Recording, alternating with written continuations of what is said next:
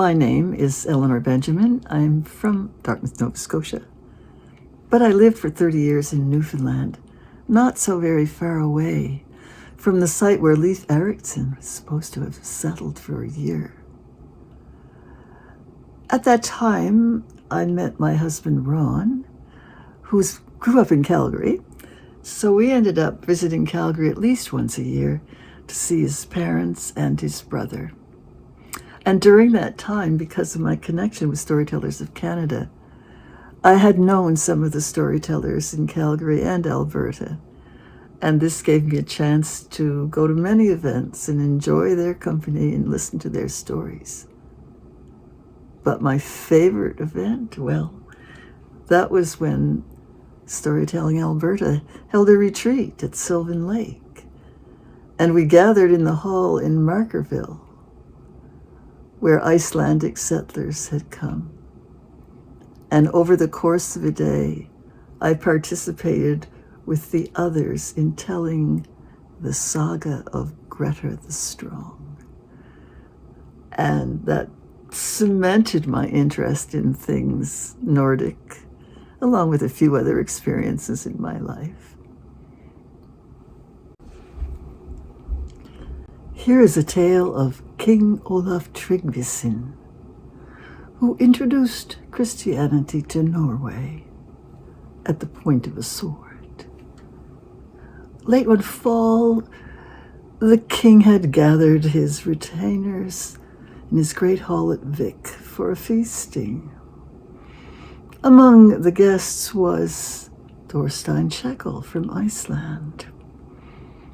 He'd come to Norway looking for a job. It was common for Icelanders to come to Norway to seek their fortune. As the feasting was drawing to a close, King Olaf stood up and said, "Now, you know the rule. No man must go alone to the outhouse when it's dark." No one in the room asked why. All the men said aye, and King Olaf went to bed. So did Thorstein. He crawled in on the outside of the berth where he'd been given a space and was quickly asleep. Sometime in the middle of the night, Thorstein awoke, feeling a strong call of nature. He looked at the snoring warrior on one side of him and thought to himself, I don't think I'll get much thanks for waking this fellow up. With that, he pulled on his skin boots, wrapped his bearskin around him, and headed to the outhouse. The outhouse had 2 long rows of seats, 11 to a side, facing one another. Thorstein sat down on the one closest to the door and was soon in meditation,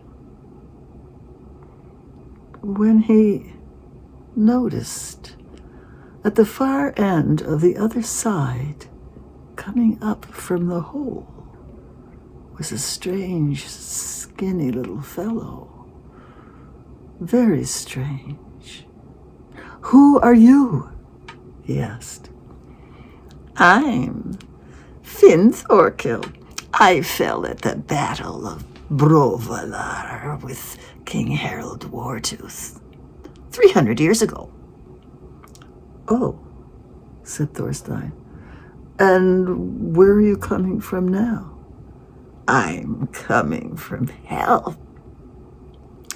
"Oh, then maybe you can tell me the news from hell these days." "Well, what kind of news are you most interested in?" "I'd like to know who in hell is standing his pain the best." "Oh, that's easy. It's certainly Sigurd Dragon Slayer." "Tell me, what is his pain?" "Well, he's kindling an oven." "Well, kindling an oven doesn't strike me as especially painful." "It is. You happen to be the kindling." "Oh. And who would you say stands the pains of hell the worst? Oh, that's very simple to answer. That's Starcat the Old. He's down there whooping and hollering, and 24/7 he keeps us awake. There's no getting any sleep down there. That's the worst of it. Oh. And can you whoop like Starcat the Old? Well, of course I am, you know. I'm from down there. Let me see you do it. And the little imp got up out of the hole, took a deep breath, and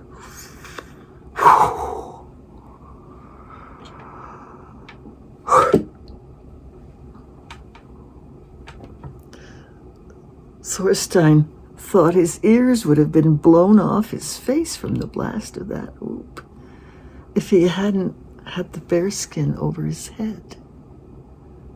Then as he looked, the little creature moved 3 places up and sat down.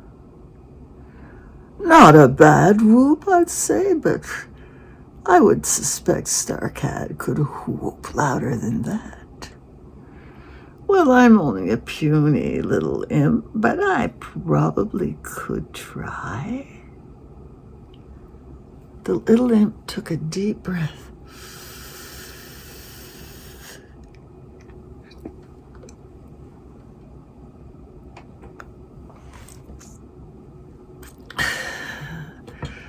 That time, if Thorstein hadn't wrapped his bearskin completely over his head, he knew that the top of his skull would have blown right off.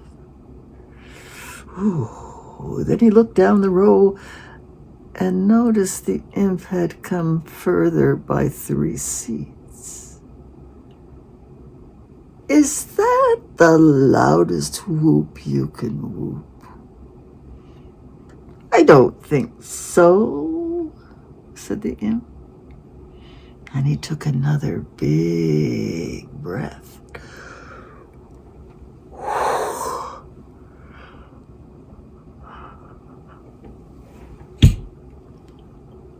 That knocked Thorstein off his seat.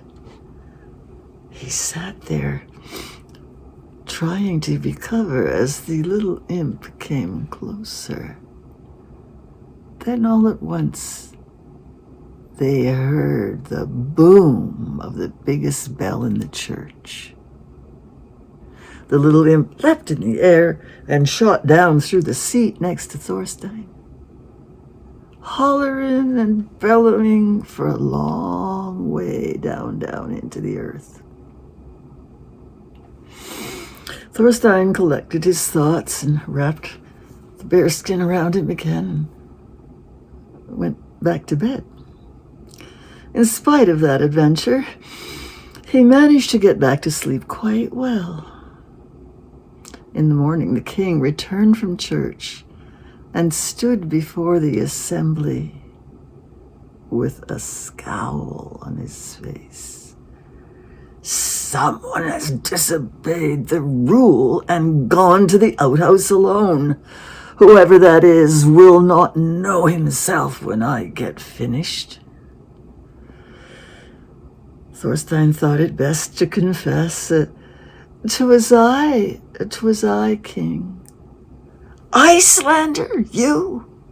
Well, the scowl softened just a little bit. So tell me, Icelander, what did you see and hear while you were in the outhouse? Thorstein told him everything he had seen and heard. Said the king. Can you tell me why you would do such a mad thing as to ask that little imp to whoop the whoop of hell?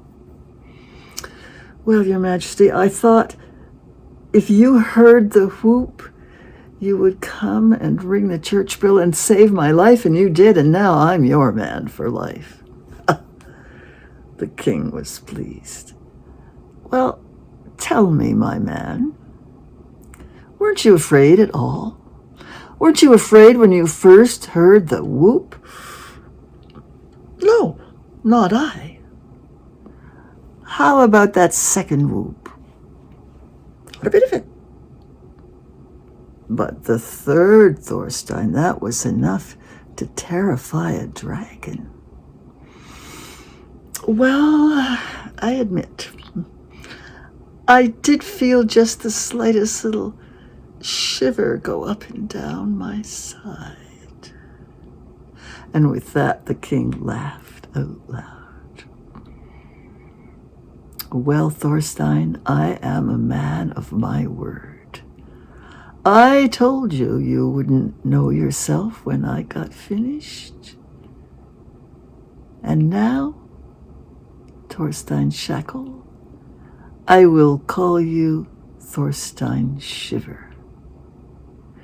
Thorstein did serve the king till the end of his days, when he perished on the deck of Omrimlanji, the Long Serpent, at the Battle of Svolgard. As for King Olaf, he leapt into the sea and was never seen again. Oh, but they sang ballads and they told stories ever after that.